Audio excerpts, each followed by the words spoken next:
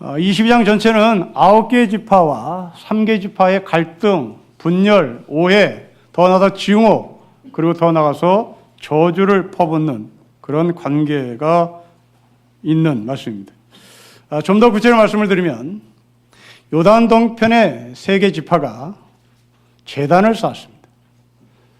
그 제단을 쌓았다는 소리를 듣고 요단 서편에 살고 있는 9개 지파가 오해를 합니다.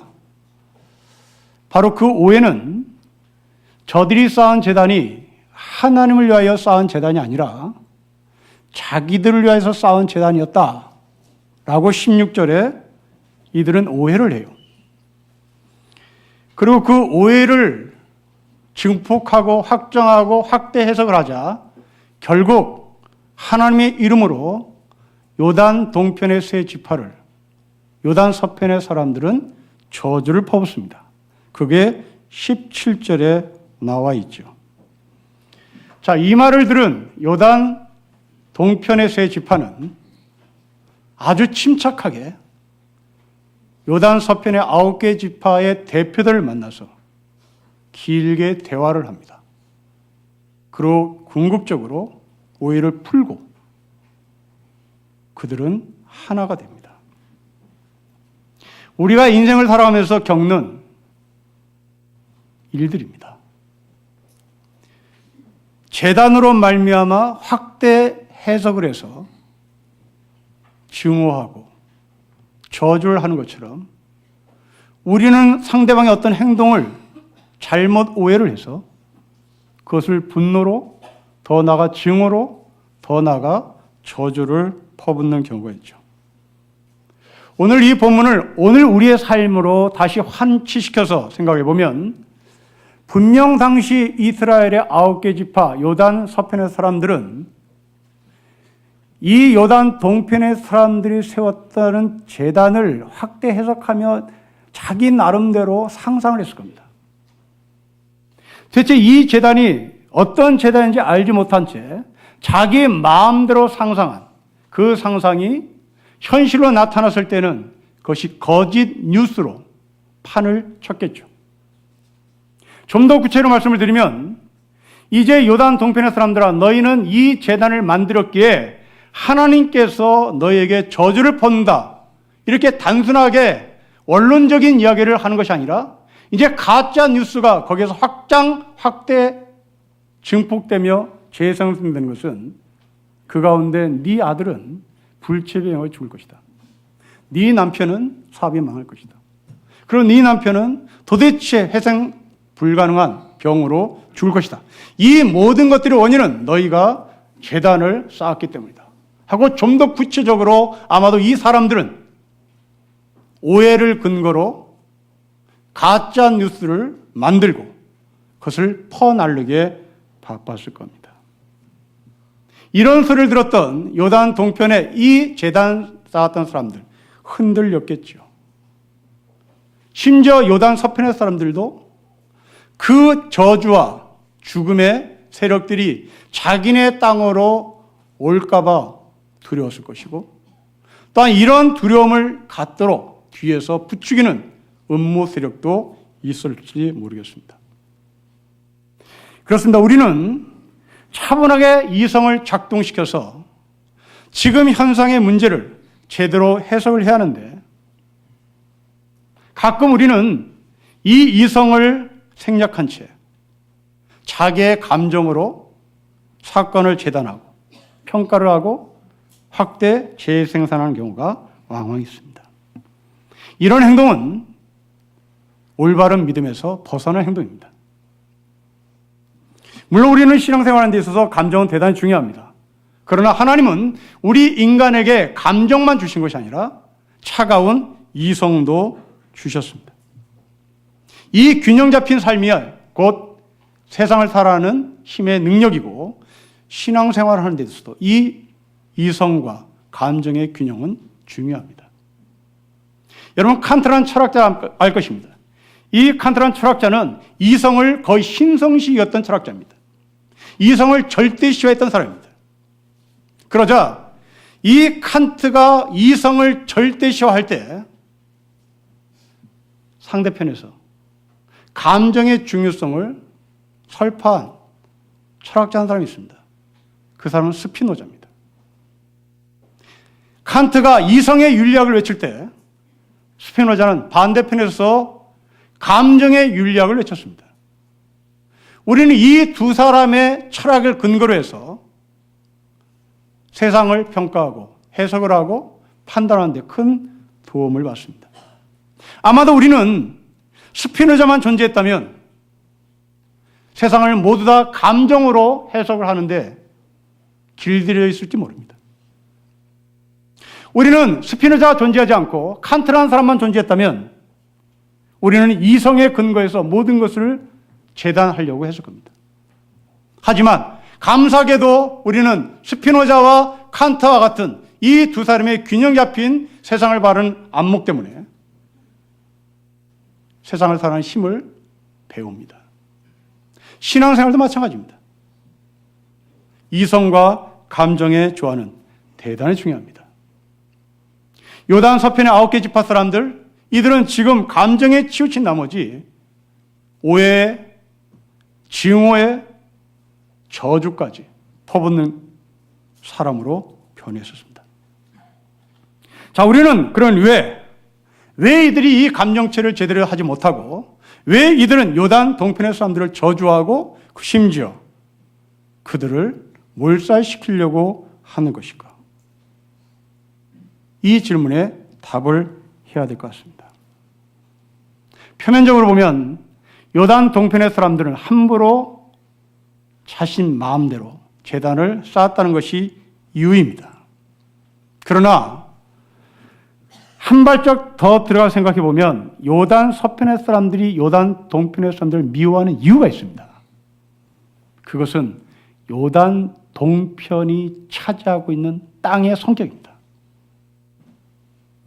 요단 동편 땅은 대단히 기름진 땅입니다.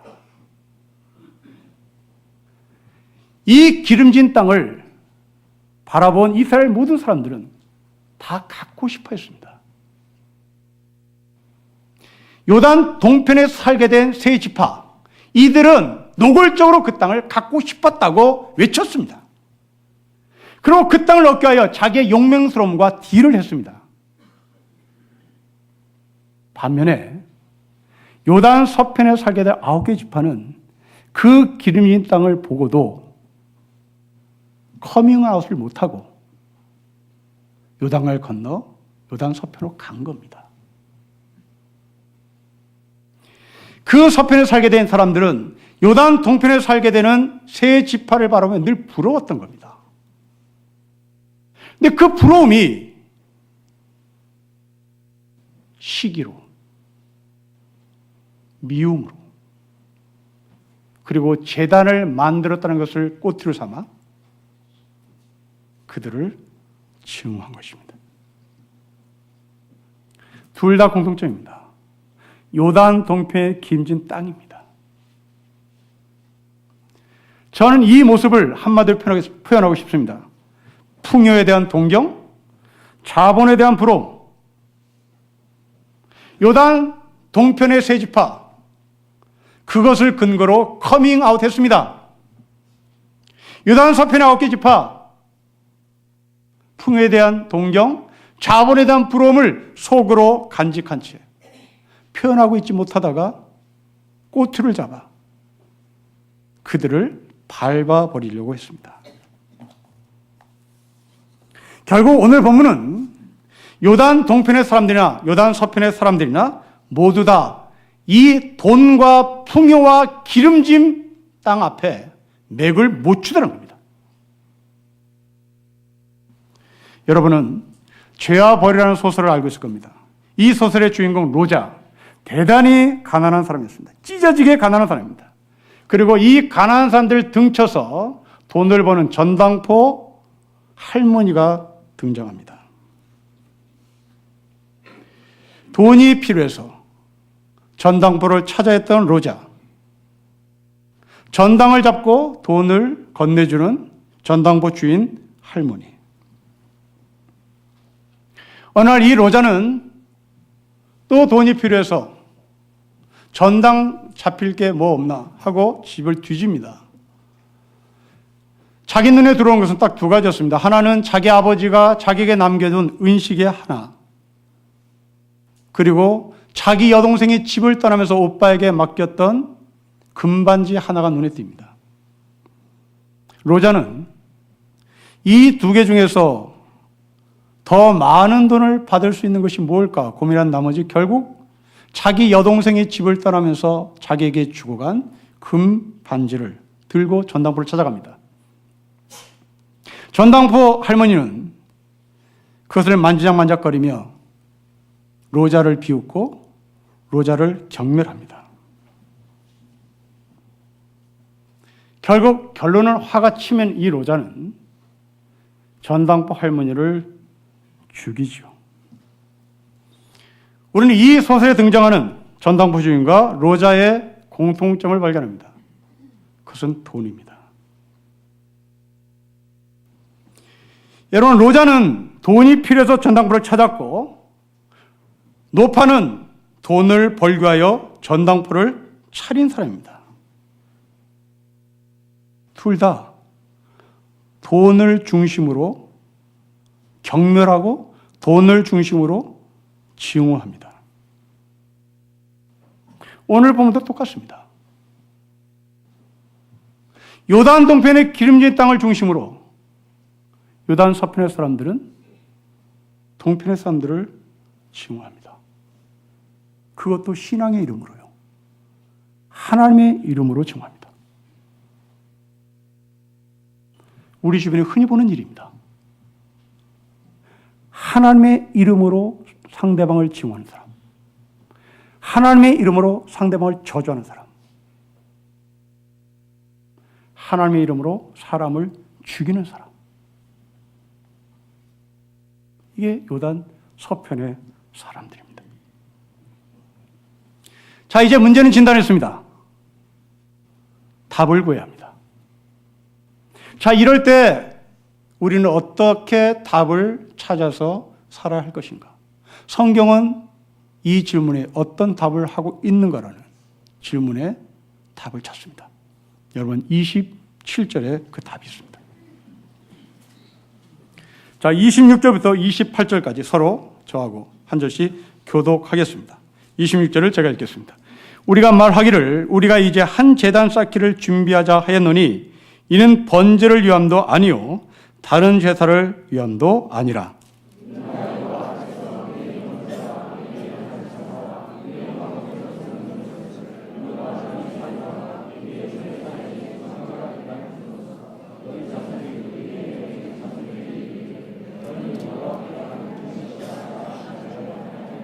같이 읽겠습니다. 우리가 말하였거니와 만일 그들이 후일에 우리에게나 우리 후대에게 이같이 말하면 우리가 말하기를 우리 조상이 지은 여호와의 제단 모형을 보라.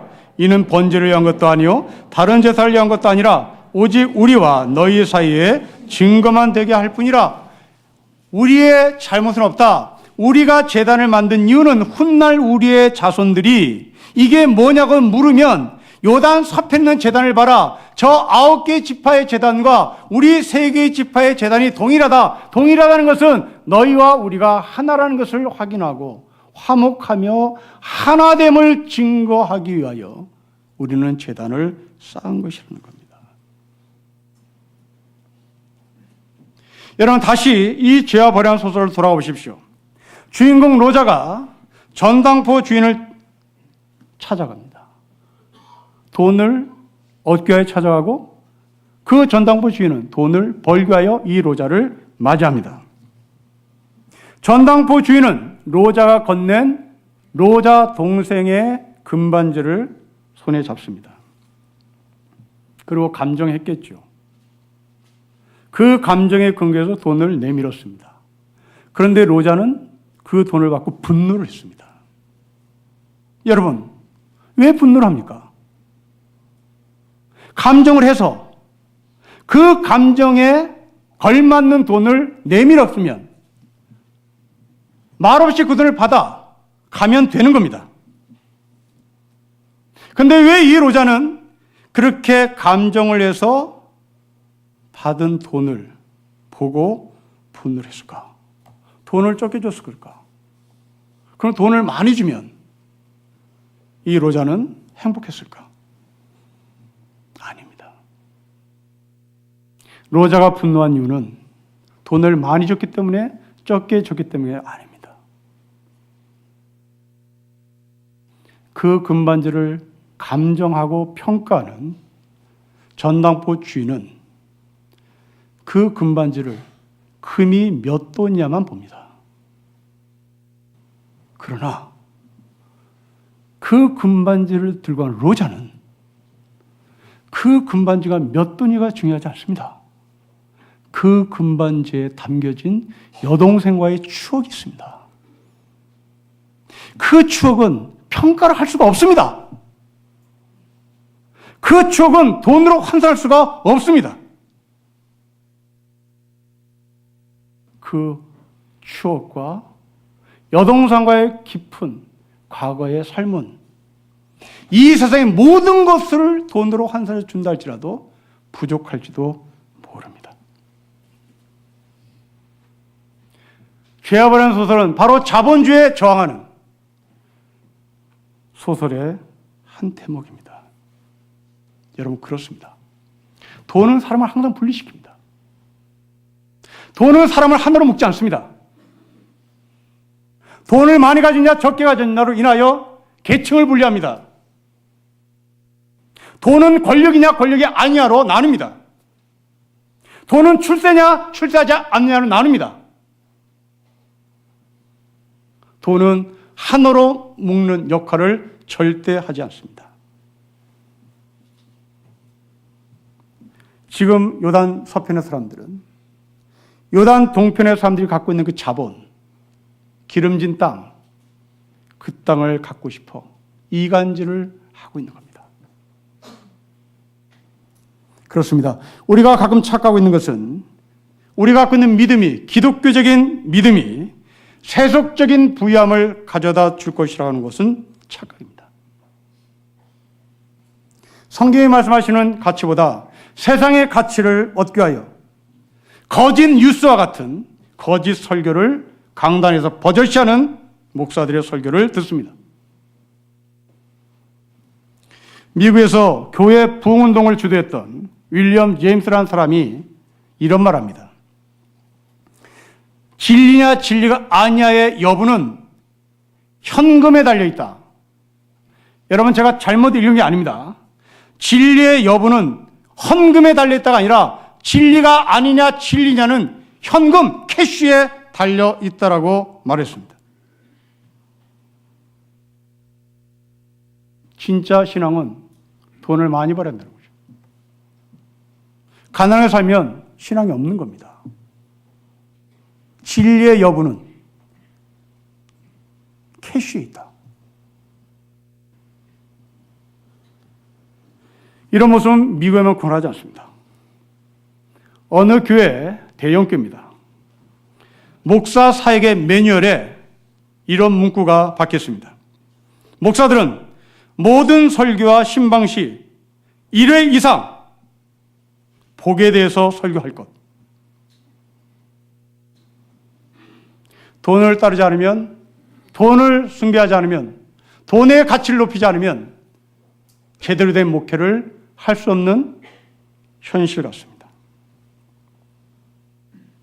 교회에서 간증하는 간증들을 눈여겨보십시오. 그 간증들은 사람만 바뀌었을 뿐 프레임은, 틀은 천편일률적입니다. 힘들었다, 하나님 만났다, 풀었다, 출세했다. 이게 교회 간증의 프레임입니다. 사람은 바뀝니다. 사람만 바뀌었으면 100이면 100, 거의 모두가 다 나 힘들었다, 하나님을 만났는데 마음의 평안이 왔다, 그 결과 물질적인 복을 받았다. 그러니 당신들도 이런 물질적 복을 받으려면 하나님을 만나라가 바로 간증의 기본적인 틀입니다. 만일 이것이 기독교의 본질적 가치라면 우리는 종교다원주로 가야 합니다. 왜냐하면 다른 종교에도 이런 간증은 숱하게 많습니다. 물론 제가 간증이 비성경적인 말은 아닙니다. 성경의 본질적 가치는 그렇게 힘들었다, 하늘을 만났다, 부자가 되었다. 이것이 성경적 가치가 아니라는 말을 하는 겁니다. 다른 종교에도 힘들었다, 음성을 들었다, 부자가 됐다, 건강을 되찾았다, 이런 간증은 부지기수 많습니다. 여러분, 황우석 박사를 기억할 겁니다. 독실한 불교 신자입니다.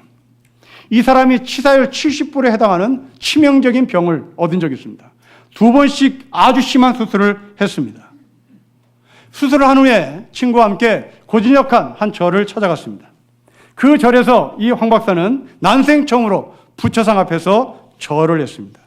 그런데 돌아 나오면서 신기한 것을 경험합니다. 마음이 맑아졌습니다. 새로운 기운이 온몸에 가득 차는 것을 느낍니다. 이때 황 교수는 결심합니다. 만약 자신이 이 병에서 살아난다면 나는 매달 한 번씩 이 절을 찾아와 불공을 드리겠다 결심합니다. 그리고 실제로 병이 났습니다. 18년 동안 건강하게 연구를 할 수 있었다고 간증합니다. 얼마나 불심이 강한지 이 황 박사는 해외 출장 중에도 불공을 드리기 위하여 자기가 한 약속을 지키기 위하여 일부러 시간을 내서 비행기를 타고 이 절에 찾아왔다고 합니다. 그러나 이 황 박사는 그렇게 뜨거운 체험을 하고도 우리나라 과학을 농단시킨 사람으로 자리매김했습니다. 불교의 가치가 병이 나서 과학을 농단시켜라, 이것은 불교의 가치는 아닐 겁니다. 그런 것처럼 이런 현상들이 기독교의 본질적 가치가 될 수 없습니다. 이런 현상들이 기독교의 본질적 가치라면 우리는 불교와 연합해서 종교다원주의로 가야만 합니다. 그러나 우리는 종교다원주의를 인정하지 않습니다. 그렇습니다. 기독교는 하나님을 잘 믿었더니 총리가 되었다, 기독교는 하나님을 잘 믿었더니 부자가 됐다 하는 종교가 아닙니다. 진정한 믿음은 하나님이 하늘에서 이 땅에 내려오셨다는 것을 믿는 겁니다. 이 땅에 내려오신 하나님은 이 땅에 출세하려고 내려온 것이 아니라 사르스 같은 존재로 정육간에 널려져 있는 그 돼지고기 덩어리 같은, 소고기 덩어리 같은 사르스 같은 존재를 만나러 이 땅에 내려오신 것입니다. 비천한 존재를 만나기 위하여 내려오신 그 예수를 믿는 것이 기독교의 가치입니다.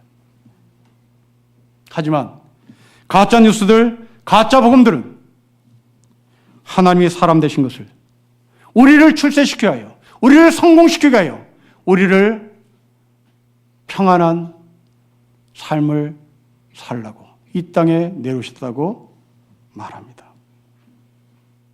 이런 기독교를 본 간디는 이런 말합니다.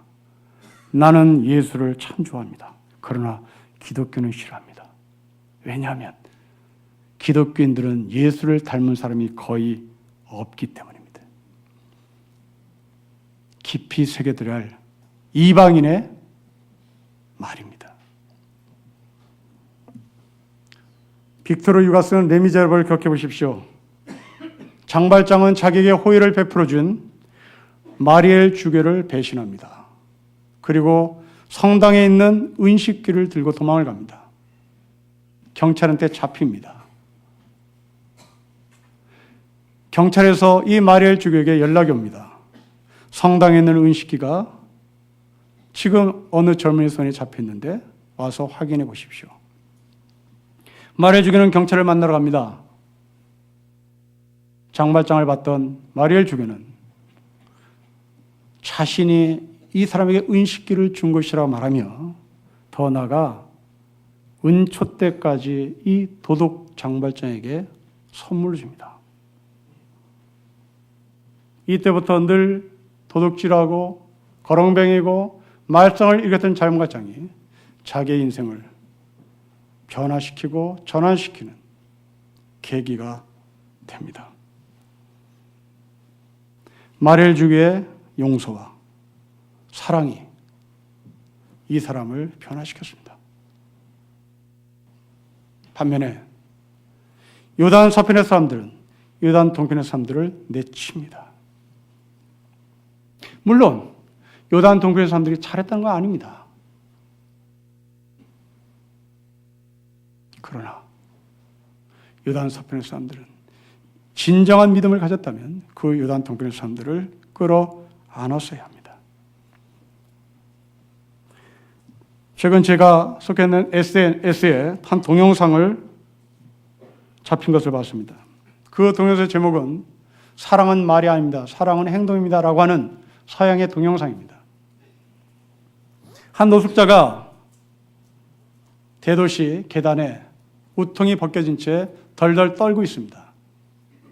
지나가는 사람이 자기의 티셔츠를 벗어서 그 노숙자 앞에 놓습니다.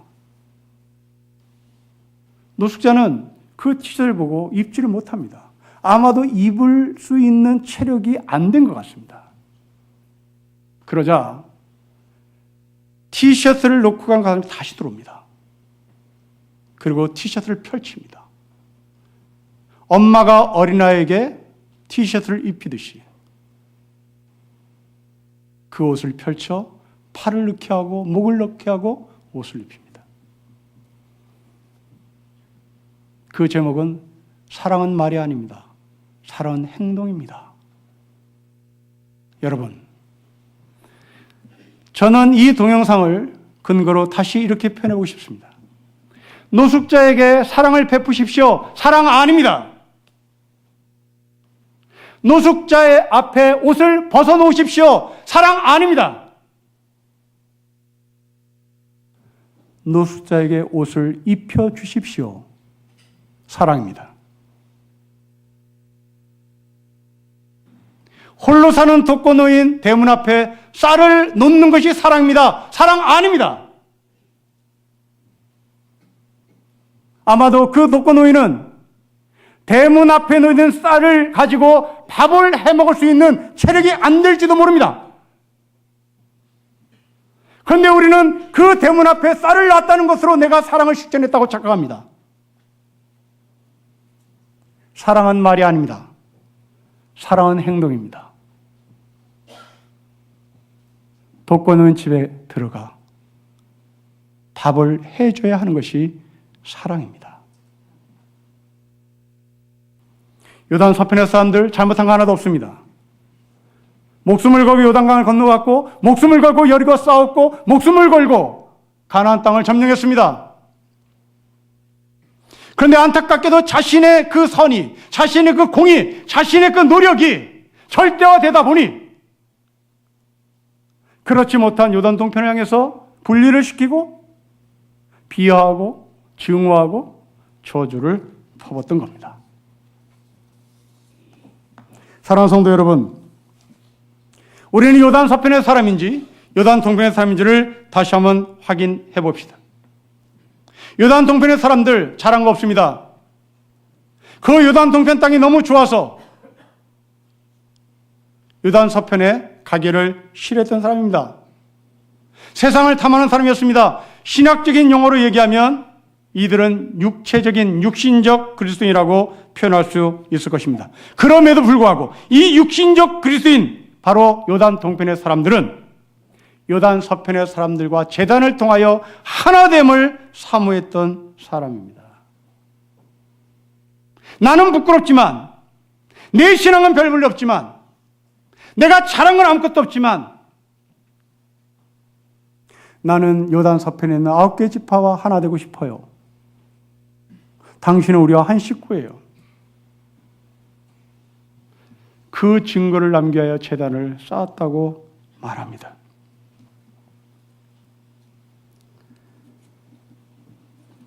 성경은 말합니다. 요단 서편의 사람들아, 동편의 사람들을 내치지 말아라.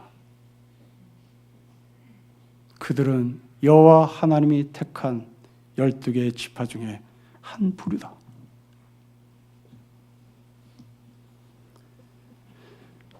지금 우리나라는 지난 늦여름부터 지금까지 온통 한 뉴스로만 도배를 하고 있습니다.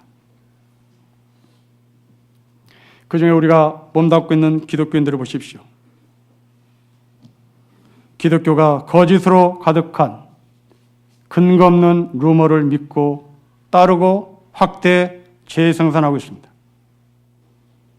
우리 기독교인들 가운데 태극기와 함께 미국 국기 성조기를 들었습니다. 그것도 모자라서 이스라엘 국기를 들고 나옵니다. 지금 이 문제는 우리 국내 문제입니다. 국내 문제를 우리가 해결하지 못하고 왜 미국 국기를 들고 나와야 하는지, 그리고 왜 아무 관계없는 이스라엘 국기를 들고 나와야 하는지 우리는 도대체 이해가 가지 않습니다. 아니, 저는 도대체 이해가 가지 않습니다. 여기에 답을 구합니다. 저에게 이해를 좀 시켜주십시오. 공산군이 쳐들어온 것도 아닙니다. 전쟁이 난 것도 아닙니다. 유엔군이 필요한 것도 아닙니다. 왜 우리의 문제를 성조기를 들어야 하며 왜 우리의 문제를 이스라엘 국기를 들어야 하는지, 그게 왜 기독교인인지 우리는 묻지 않을 수가 없습니다. 혐오와 차별의 앞장서는 한국교회의 몰상시한 모습을 이제 그만 보고 싶습니다. 예수님을 따른 우리는 요단 동편의 사람들을 악으로 규정하는 것이 아니라 한 지체로 받아들여야 합니다. 하나님을 따른다는 것은 불의와 권력을 옹호하는 것이 아닙니다.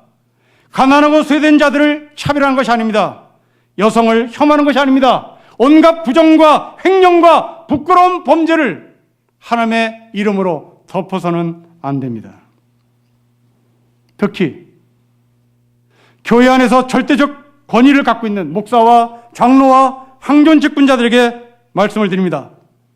확인되지도 않는 거짓 루머와 악의적인 정보와 메시지를, 설교를